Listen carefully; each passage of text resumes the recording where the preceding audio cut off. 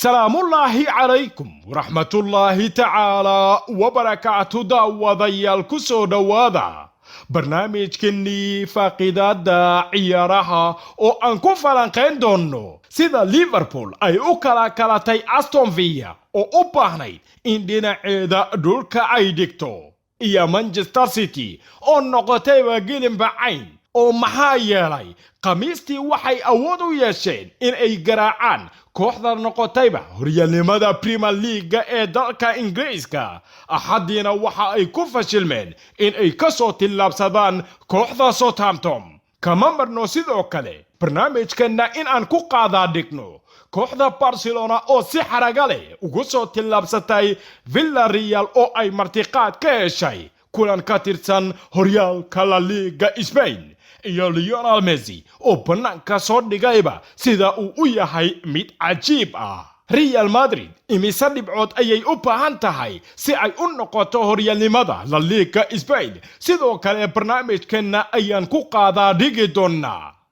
Jurgen Klopp isna afka ayuu furtay oo wuxuu ka jawaabay su'aalo la xiriira laacibka aadka ay u doonayso Liverpool ee Thiago Alcantar qodobada iyo kuwa kale oo aad u xiiso badan ayaadna ku daawan doontaa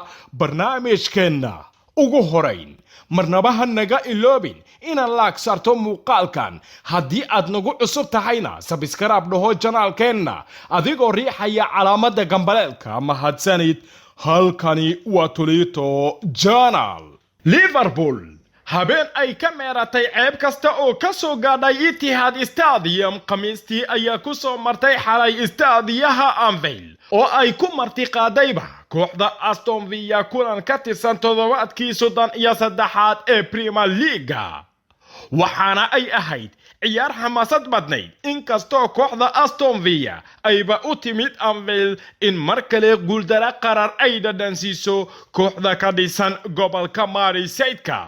si ay u sii xaqiijistaan hankooda ku qotama in xagayga soo aadan qiibi ay ka sii ahaadaan horyaalka ugu xiisaha badan qaaradda Yurub labada kooxood waxa ay soo bandhigeen banooni kooxda kale ay aad u cadaadisay qaybtii koobaad inkastoo lagu kala tagay barbardhac eber ah laakiin marka la isku soo laabtay qaybtii labaad waxa bilaabatayba in si weyn loo iqaabo ciyaartoydii ka soo kacitimay istaadiyaha Villa Park oo waxa dhacdayba daqiiqadii 17aad laacibkii reer Senegal gool magafesido Mane inuu bilaabayba bilowgii gool ee kooxda Liverpool oo marti loo ahaa ka gadal markii dhaxkatuur aqliyaysan uu u dhigay Naby Keita si wacan oo wanaagsan ayuuna ugu dhirpaaxay goolkii Aston Villa way farxeen jamaahiirta Liverpool oo 8 daqiiqo kadib waxaaba dhacdayba riyaaqoodii uu sii laba jibaaray Curtis Jones ka gadal markii lugta uu ku dhigay banooni uu madax ugu baasay Mohamed Salah Curtis Jones ayaana awood u yeeshayba in si xaragaysan uu ugu laago banoonigaasi goolkii Aston Villa halkaasi ayuuna ka yimid goolkii labaad ee kala daadiyay hankasta oo Aston Villa ay ka lahayd in Liverpool ay ku iqaabtaba istaadiyaheeda Anfield Road There's a moment he'll never forget. Curtis Jones, Scouse born and bred, red top to toe, has his first Premier League goal at the Copper. Curtis Jones sabtidii ayaa laga qaaday heeryadii ahayd in uu marti ku yahayba Liverpool axadiina waxa uu dhaliyay goolkiisii ugu horeeyay ee Premier League oo waxa ay ka sugayaan jamaahiirta Liverpool ayaa ah wax weyn halka Mohamed Salah oo caawiye ka ahaa goolkiisana uu si toosa ugu lug yeeshay 100 gool 116 kulan uu ciyaaray horyaalka Premier League ee dalka Ingiriiska waxaana uu noqday ciyaaryahankii ugu dhaqsiyaha badnaa ee aan ahayn Ingiriis oo ajaanib ah isla markaana ku lug yeesha goolal intaasi le'eg kani waa boqorkii reer Masar iyo kooxda Liverpool ileen goobtuba silac waa martaa Manchester City haddii toddobaadkii 32 ee Premier League si xul iyo xaraga ah ay ugu soo tillaabsatay Liverpool oo ay ku martiqaadayba istaadiyaheeda Etihad. toddobaadkii 33 waxa ay ku fashilantayba in ay ka tillaabsato Southampton oo joogta istaadiyaheeda East. waxay ahayd ciyaar xiise gaar ah ximbaarsan oo goolka kaliya ee uumigooda bixiyay ciyaartooydii uu watayba macallin Pep Guardiola waxa uu ahaa halkoo gool oo uu ku farayaraystay Jay Adams oo Panoni ka joogtayba bartamaha garoonka waxaana goolkaasi qaladkiisa lahaa oo lagu iqaabay goolhaye Ederson oo maxaa yeelay waxa uu ka soo bannaan baxay goolkiisii البديلة لغياب الجمهور ودي لمحة حلوة هدف حلو الغير متوقع شوف هنا صام أمامنا شيء آدمز لم يسجل في البريمير ليج لم يسجل هداف كان مع برمنغهام لكن كأن القدر بيخبي له أجمل أهداف في هذه اللحظات أمامنا هو شيء آدمز halkaasi gool ayaana noqday goolkii ay ku shiilatay Southampton kulankii ay martiqaadayba Manchester City oo City waa ay dadaashay dhinac kasteetaba waana ay awoodi waysay in ay keentaba goolkii barbadhaca ama guulba ay ka gaadho Southampton si waliba oo ay u xariiftamaan oo markii ay la timid goolka koobaad Southampton iyo wixii ka dambeeyayba waxa ay isku kuustay xagga difaaceeda jawiga ciyaartana waxay u weecatay City oo weerar ah iyo Southampton oo difaaca kooxda Barcelona xalay kubadda cagta ee horyaalka La Liga Spain waxa ku soo martay habeen ay ku faakiyeysatay Villarreal oo martiqaad u samaysay in ay u socotana guul weyn Barcelona waxay cadaatayba isla daqiiqadii 3aad ee ciyaarta ka gadal markii difaacii adka ee Villarreal Pau Torres uu goolkiisa ku toosiyay loob cidcun ah uu dadabka bidix ka soo dhigay Jordi Alba. Dishing it wide, Alba's there, Griezmann makes the run, back heel flick, he called, he delivers, Jordi Alba puts it on the plate, but it's Griezmann cleaning things up.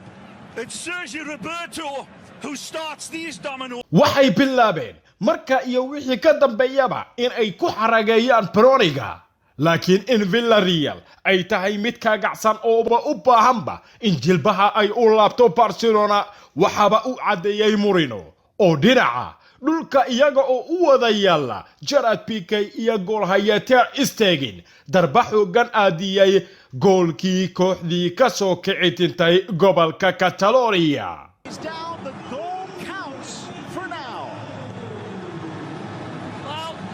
Beautiful goal in its own right. I'll take a look at it. I don't think it's so too. oo isla daqiiqadii 20aad ee ciyaarta il capitano Lionel Messi ayaa cadeeyay waxa meeqaam ahaan uuba ka joogay kulankaas oo maxaa yeelay Panoni wacan oo wanaagsan ayuuba ka dhaxdusiyay difaacyadii kooxda Villarreal ilaa iyo ayar ay u tagtay Luis Suarez oo halkaasina ka xoorteeyay Panoni u qoran sidii deelkii oo kale ugu dambeyntiina ku soo noqday goolkii Villarreal. He loops, dishes for Suarez! Textbook goal for El Pistolero! Golazo! waxaase yaabka iyo amakaaga ugu sii daray jamaahiirta Villarreal ooba ka soo reebay dhabana Haysun Antonio Griezmann oo si xaragaysan oo la jeclaystaba Panoni kaga dulqaaday goolhayihii Villarreal oo uu ka soo heray indhataag halkaasi ayuuna ka yimid goolkii 3aad ee kooxda Barcelona. For Griezmann. The Louvre is calling Barcelona. They want to hang that one up in their fancy museum in Paris.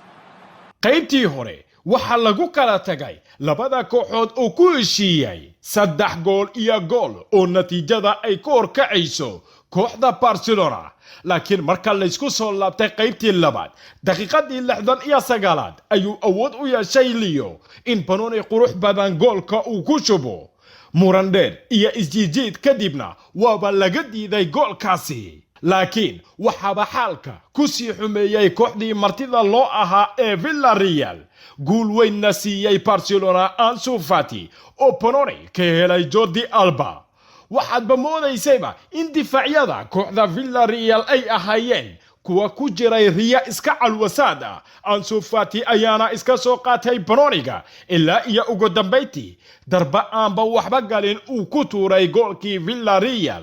oo ahaa mid iska haawinayay halkaasi ayuuna ka yimid goolkii afaraad ee Barcelona oo marti ku ahayd istaadiyaha Villarreal. Albiol cuts to his right, drives it low under the defense. Barcelona waxay gaadhay dhinac kasteetaba guul weyn oo 4 gool iyo gool ah inkastoo wali ay ka sarayso hoggaanka kala saraynta ee horyaalka La Liga Spain kooxda ka dhisan caasimadda Spain ee Real Madrid oo haysata 77 dhibcood. sheekooyinka La Liga ayayna ku guda jirnaaye Real Madrid tilaabo weyn ayay u sii qaadaysaa maalinba maalintii ka dambaysa sidii ay ku noqon lahayd horyaalnimada La Liga Spain inkastoo Barcelona guul weyn ay ka gaadhay Villarreal iyagana waxay si wacan oo wanaagsan ay kaga soo tilaabsadeen kooxda Atletico Bilbao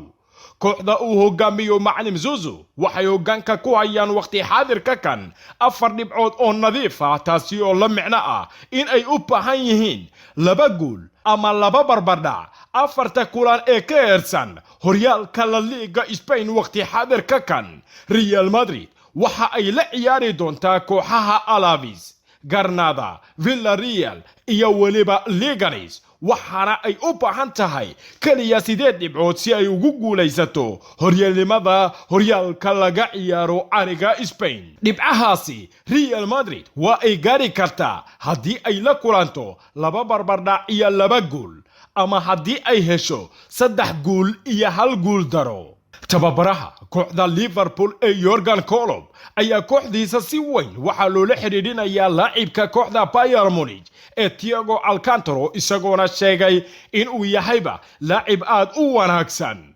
laacibkani ka tirsan kooxda Bayern Munich ayaa si weyn isaga qudhiisaba wuxuu u doonayaa marka uu furmo suuqa kala iibsiga ciyaartooyda ka mid noqoshada kooxda ka dhisan gobolka Madrid-ka xidiga reer Spain ayaa heshiiskiisa dhici doona dhamaadka xilli ciyaareedka dambe kooxo badan ayaana doonaya oo dhinac kasteetaba u baahan sidii ay ku ili lahaayeen Thiago Alcantar kadib guushii Liverpool ay ka gaadhayna kooxda Aston Villa Jurgen Klopp ayaa la hordhigay su'aal ku qotanta sida uu u arko in uu la soo saxiixdo Thiago Alcantar waxaana uu ka yiri miyaad yaabi doontaa haddii aanan ka jawaabin marnaba kama jawaabo su'aalaha noocaasi ah laakiin waa xidig fiican waana jeclahay laakiin ma jirto wax intaasi ka badan oo aan ka oran karo sidaasi waxaa qaba Jurgen Klopp oo banaanka soo dhigay waxa uu ku toorayahay Thiago Alcantar oo muddooyinkii ugu dambeeyay si weyn ay u doonaysay kooxda Liverpool intaasi ayaan ku gabagabeynaynaa barnaamijkii ciyaaraha uu idila socodsiinayay anigoo ah Maxamed Cabdirasaaq Tolman inta aan ku kulmi doono barnaamijkan barnaamij la mid ah asxaabay sida iyo nabadgelyo